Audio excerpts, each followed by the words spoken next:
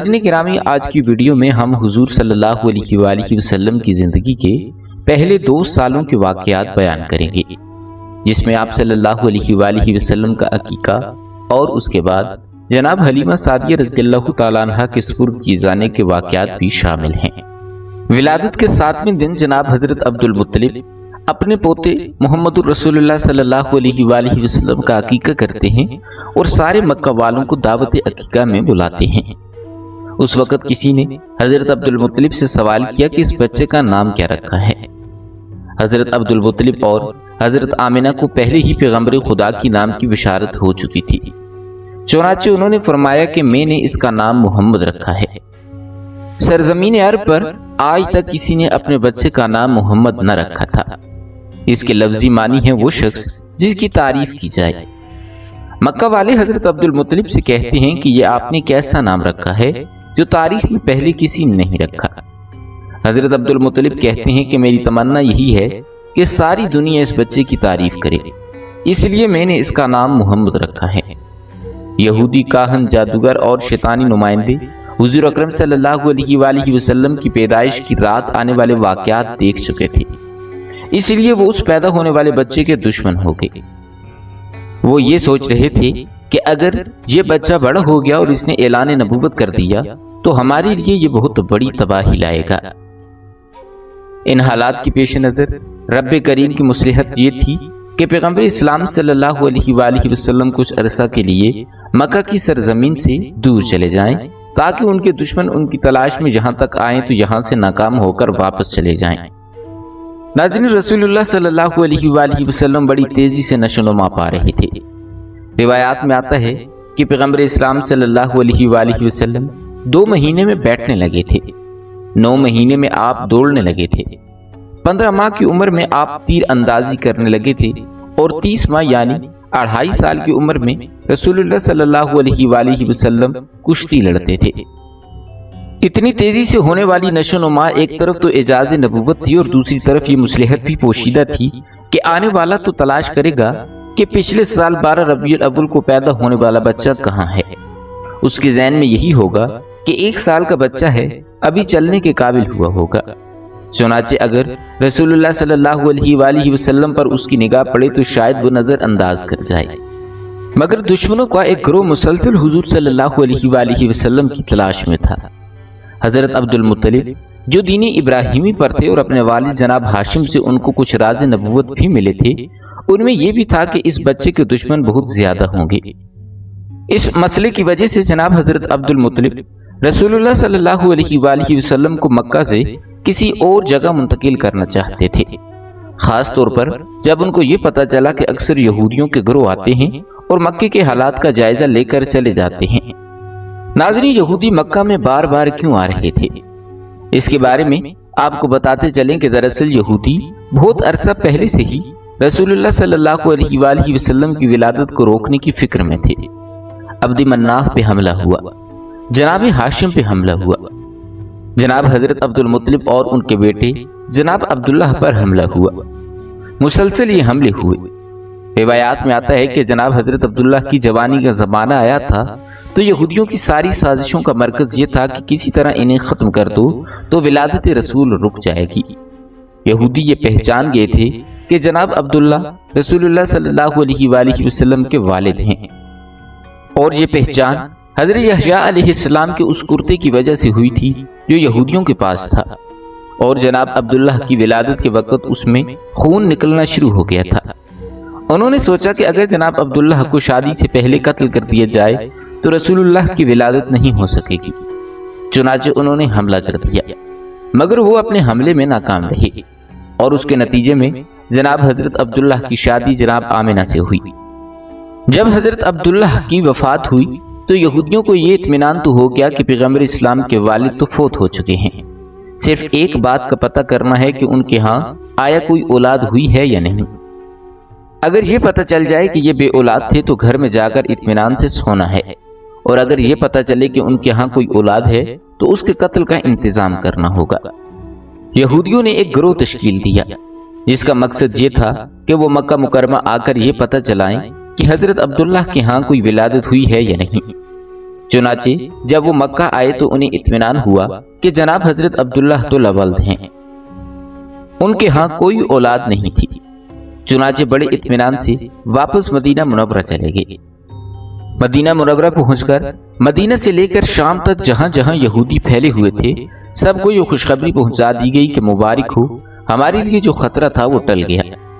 हजरत यहया अलैहिस्सलाम के कुर्ते से जो खून निकल रहा था वो अब सूख गया है, जिससे ये यकीन हो गया है कि रसूलुल्लाह के वालिद का इंतकाल हो गया है और उनके यहाँ कोई भी औलाद नहीं है, जिसका मतलब ये है कि अब आखिरी रसूल पैदा ही नहीं होंगे। ये खुशखबरी सारी दुनिया यहूद में फैला दी गई। मदीना से लेकर शाम तक जश्न मनाया गया और यहूदी बड़े मुतमईन थे, मगर उनसे ये गलती हुई थी कि उन्होंने सिर्फ ये पता चलाया कि जनाब हजरत अब्दुल्लाह की कोई औलाद नहीं। उन्हें ये पता न चल सका कि जनाब आमिना हमल से हैं। जब 12 रबीउल अव्वल 571 ईस्वी को अजीब व गरीब वाक़यात पेश आए तो यहूदी उलमा परेशान होकर बैठ गए, क्योंकि उन्होंने अपनी किताबों में पढ़ा हुआ था कि ये सारे वाक़यात उस जमाने के हैं जब आखिरी रसूल पैदा होंगे। मगर ये क्या हुआ? आखिरी रसूल कैसे पैदा हो गए?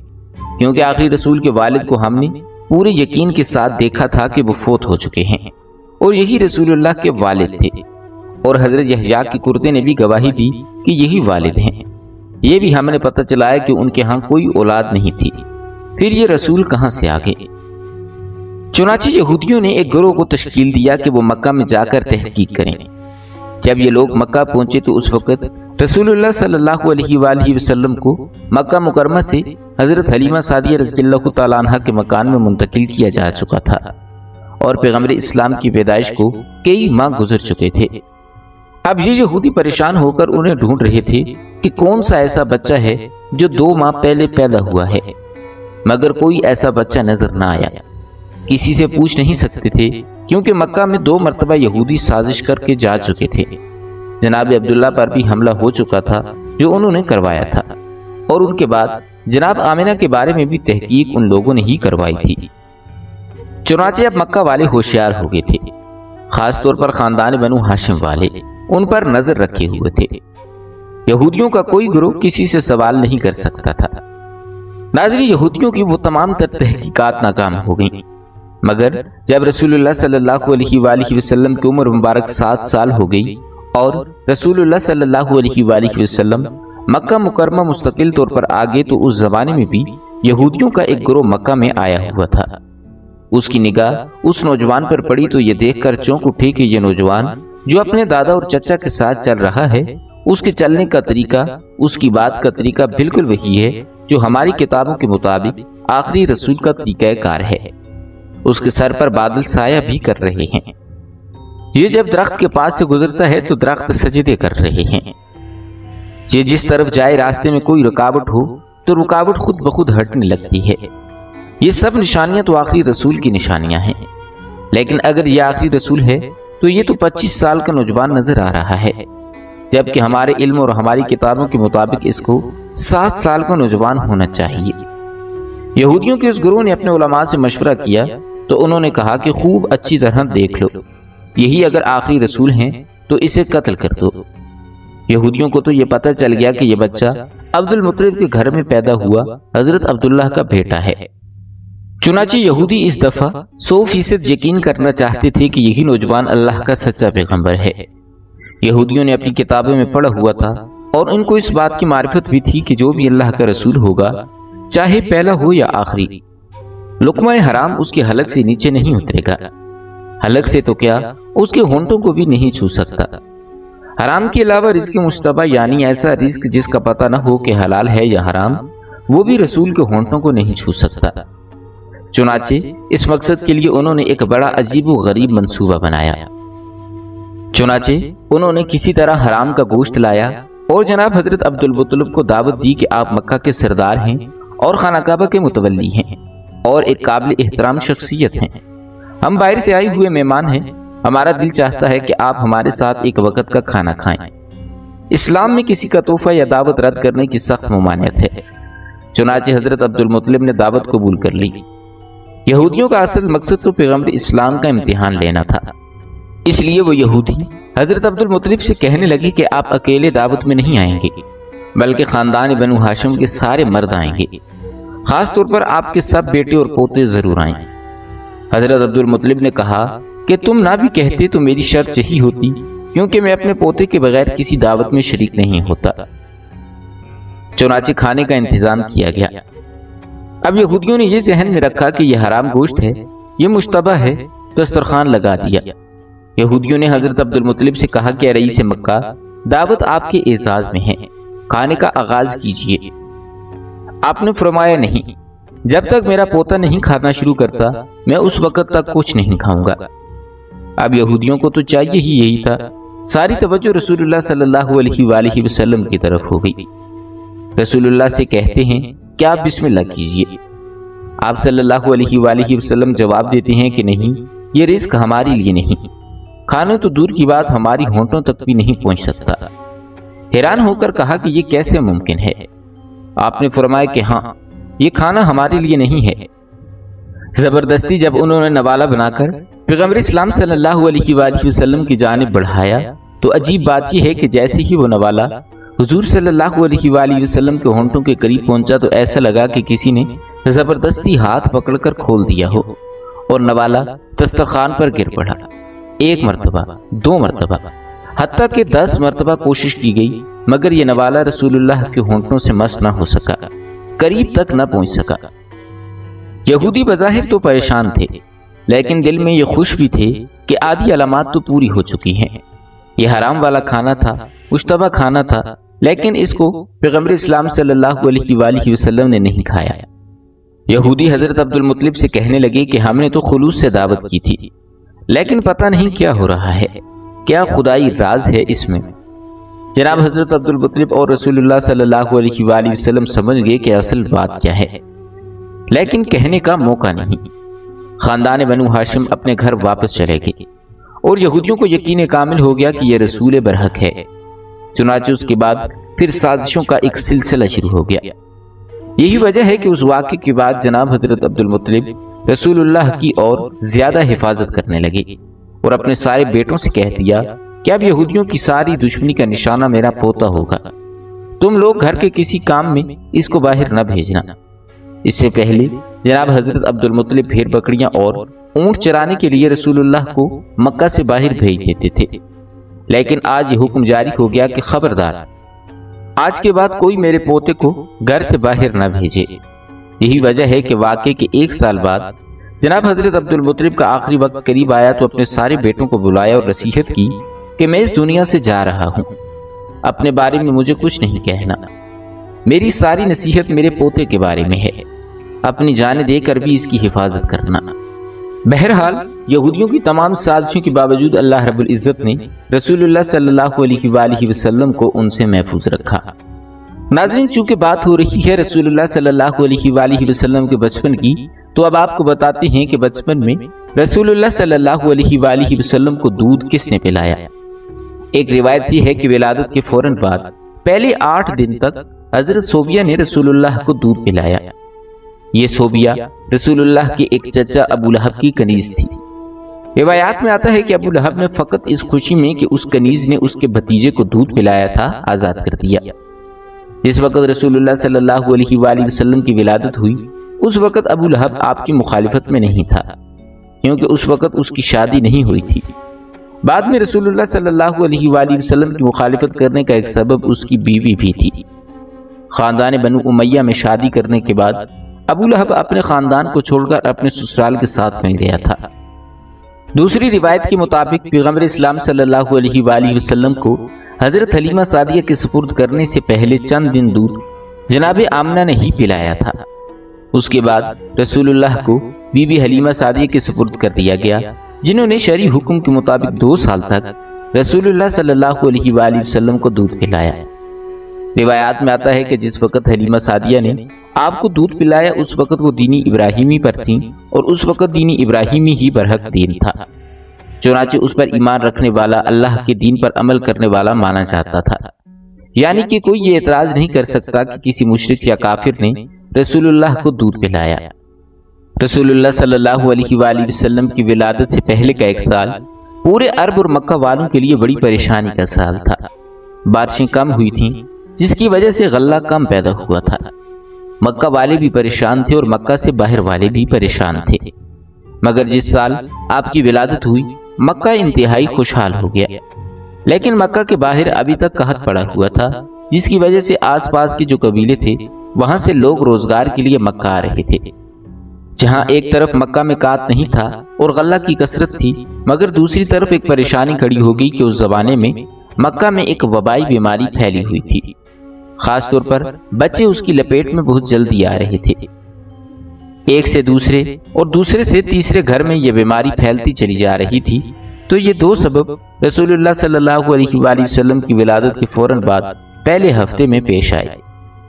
رسول اللہ کو پروردگار عالم نے ہر مصیبت و پریشانی سے دور کر رکھا تھا، مگر والدین تو پریشان تھے، اور دوسری بات یہ کہ مکہ کے باہر سے جو لوگ روزگار کی تلاش میں آ رہے تھے ان کی مدد کرنا بھی ضروری تھا، اور تیسری بات جیسا کہ پہلے ذکر ہوا ہے کہ یہودی جاسوس یہ دیکھنے کے لیے کہ آخری رسول پیدا ہوئے ہیں کہ نہیں مسلسل مکہ کے چکر لگا رہے تھے۔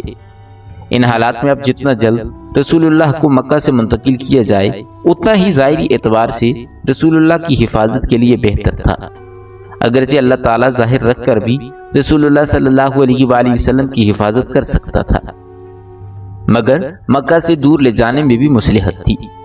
7ویں دن رسول اللہ صلی اللہ علیہ وآلہ وسلم کا عقیقہ ہوتا ہے۔ عقیقے والے دن صبح کے وقت جناب آمنہ اپنے بستر پر لیٹی ہوئی ہیں کہ یکا یک ایک بشارت ہوتی ہے۔ جناب آمنہ جو پیغمبر اسلام صلی اللہ علیہ وآلہ وسلم کی والدہ ہیں اور دین ابراہیمی پر ہیں، اتنا تو سمجھ سکتی ہیں کہ بشارت کیا ہے، یہ جو آواز آ رہی ہے یہ کہاں سے آ رہی ہے۔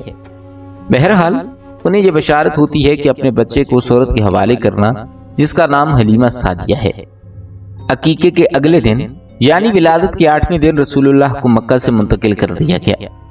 جیسا کہ پہلا ذکر ہوا ہے کہ مکے سے باہر قحط پڑا ہوا تھا، لیکن قحط نہ بھی پڑتا تب بھی عربوں کا یہ روایت تھا کہ سال میں 2 دفعہ جب سردی ختم ہوتی تھی اور جب گرمی ختم ہوتی تھی تو جو آس پاس کے دیہات تھے وہاں کی عورتیں مکہ میں آ جاتی تھیں اور ایک ایک شخص کے دروازے پر جاتی تھیں کہ اگر آپ کا کوئی بچہ ہے تو ہمیں دے دیجئے، ہم اس کی پرورش کریں گے، اسے دودھ پلائیں گے اور جو اجرت طے پائے گی اس پر بچہ ان کے حوالے کر دیا جائے گا۔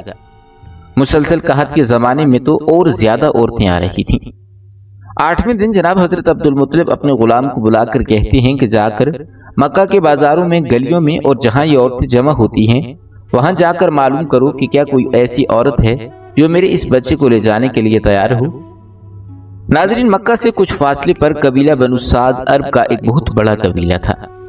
بی بی حلیمہ سعدیہ کا تعلق اسی قبیلے سے تھا، اسی نسبت سے ان کا نام حضرت حلیمہ سعدیہ ہو گیا۔ حضرت حلیمہ سعدیہ کہتی ہیں کہ ہم اپنے دستور کے مطابق سال میں 2 دفعہ مکہ جاتے تھے۔ وہاں جانے کے بعد وہاں کے صاحبان دولت اور جو سردار ہیں ان کے بچوں کو لے کر آتے تھے۔ اس سال ہمیں جانے کی جلدی تھی کیونکہ ہمارے علاقے میں قحط شدید سے شدید ہوتا جا رہا تھا، جائیں گے تو کسی صاحب دولت کا کسی سردار کا بیٹا ملے گا تو ہماری پریشانی دور ہو جائے گی۔ چنانچہ ہمارا قافلہ نکلا، سارا قبیلہ ایک ساتھ چل رہا تھا، پورے قبیلے کا ایک ہی پیشہ تھا، مرد اور عورتیں ساتھ ساتھ جا رہی تھیں۔ جناب حلیمہ سعدیہ کہتی ہیں کہ میں اس پورے سفر میں بے حد پریشان رہی، اس لیے کہ میں جس سواری پر سوار تھی وہ ایک گدھی تھی اور بیمار تھی، اس سے چلا تک نہیں جا رہا تھا، بڑی سست رفتاری سے چل رہی تھی۔ میں شرمندہ تھی کیونکہ میری وجہ سے سارے قبیلے کو آہستہ آہستہ چلنا پڑ رہا تھا۔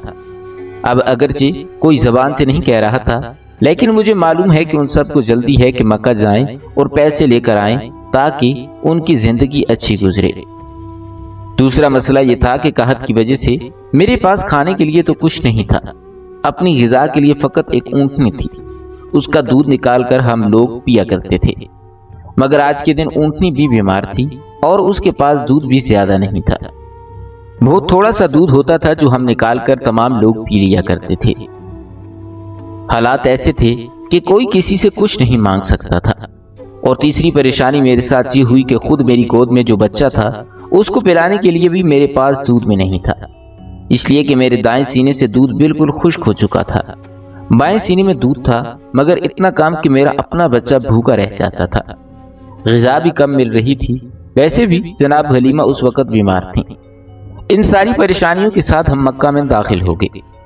مکہ میں داخل ہونے کے بعد مجھے تو اپنی سواری کے جانور اور اپنی اونٹنی کی بھی فکر ہے، اور مجھے خود اپنی بھی فکر ہے کہ اگر میں نے کسی بچے کو گود بھی لے لیا تو لازمی طور پر دینے والا پہلے یہی تحقیق کرے گا کہ اس بچے کو پیٹ کی غذا کے لیے کیا ملے گا، اور میری حالت ایسی ہے کہ میں اپنی اولاد کو بھی دودھ نہیں پلا پا رہی ہوں۔ میں انتہائی پریشان تھی، جس کی وجہ سے میں دوسری عورتوں کے ساتھ نہ جا سکی۔ پورا قبیلہ مکہ میں تھا، اور مجھے اطلاع ملی کہ مکہ کے اندر جتنے بھی مالدار آدمی ہیں، جتنے بھی صاحب حیثیت تھے، ان سب کے بچے تو دوسری عورتوں نے لے لیے ہیں، اور مجھے کہیں سے کوئی بچہ نہیں ملا۔ اب میں انتہائی پریشان تھی کہ کیا کیا جائے۔ کیا دیکھتی ہوں کہ یکا یک میرے کان میں کچھ غلاموں کی آواز آئی جو یہ کہتے ہوئے مکہ کی گلیوں اور بازاروں میں جا رہے تھے کہ اگر کوئی عورت باقی بچی ہو تو وہ حضرت عبد المطلب کے پاس آئے اور ان کے یتیم پوتے کو اپنی نگرانی میں لے لے۔ جناب حلیمہ سعدیہ کہتی ہیں کہ عبد المطلب کا نام بڑا نام تھا، وہ مکہ کے سردار تھے، سارا عرب ان کو جانتا تھا۔ حیران ہیں پھر بھی ایسی کیا وجہ ہے کہ اس بچے کو کوئی گود میں لینے والا نہیں، وہ غلام کو آواز لگانا پڑ رہی ہے، پھر بھی کوئی تیار نہیں ہو رہا۔ حلیمہ سعدیہ کہتی ہیں کہ میں نے سوچا کہ خالی ہاتھ واپس جانے سے بہتر ہے کہ میں ہی اس یتیم بچے کو لے لوں۔ آپ جناب حضرت عبد المطلب کے گھر گئیں اور ایک کنیز کے ساتھ جناب آمنہ کے پاس تشریف لے گئیں۔ ان کے کمرے میں جاتے ہی حیران ہو گئیں۔ جس وقت آپ کمرے میں داخل ہوئیں تو دوپہر کا وقت تھا، اور عرب کا سورج جہاں پہ بادل کا نام و نشان نہیں ہوتا تھا، ہر وقت روشنی ہی روشنی۔ لیکن کمرے میں داخل ہوئیں تو دیکھا کہ سورج کی روشنی سے ہٹ کر کسی اور روشنی سے کمرہ منور ہو رہا ہے۔ حیران ہو کر سوال کیا کہ آپ اپنے کمرے میں دن کے وقت بھی چراغ روشن کر کے رکھتی ہیں؟ جناب آمنہ مسکرا کر کہتی ہیں کہ نہیں، یہ چراغ کی روشنی نہیں، یہ میرے بیٹے کی چہرے کی روشنی ہے۔ یہ جس وقت سے اس کمرے میں آیا ہے، ہر وقت یہ کمرہ روشن رہتا ہے۔ جناب حلیمہ سعدیہ کہتی ہیں کہ آئی تو میں تھی بڑے بجھے دل کے ساتھ، کوئی نہیں مل رہا تھا، اس لیے اس کو لینے آ رہی تھی، مگر یہ جملہ سنا تو آگے بڑھ کر بچے پر نگاہ پڑی تو خود بخود ایک محبت دل میں پیدا ہو گئی۔ جناب آمنہ نے ان سے ان کا نام پوچھا تو انہوں نے بتایا کہ حلیمہ سعدیہ۔ جناب آمنہ نے کہا کہ بے شک مجھے اسی کی تلاش تھی، اب یہ بچہ تمہارے سپرد ہے، اس کی حفاظت کرنا۔ جناب حلیمہ سعدیہ رسول اللہ کو گود میں لے کر باہر آئیں، پھر ان کے دادا حضرت عبد المطلب کے پاس گئیں۔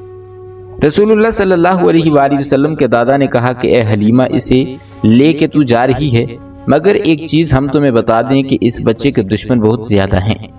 اگر تم اس بچے کے کسی عجیب و غریب واقعے کو دیکھو، کوئی نئی چیز تمہیں نظر آئے تو حیرت زدہ نہ ہونا اور نہ ہی کسی کو بتانا کہ تم نے کیا دیکھا ہے، ورنہ دشمن مسلسل پیچھے لگے رہیں گے۔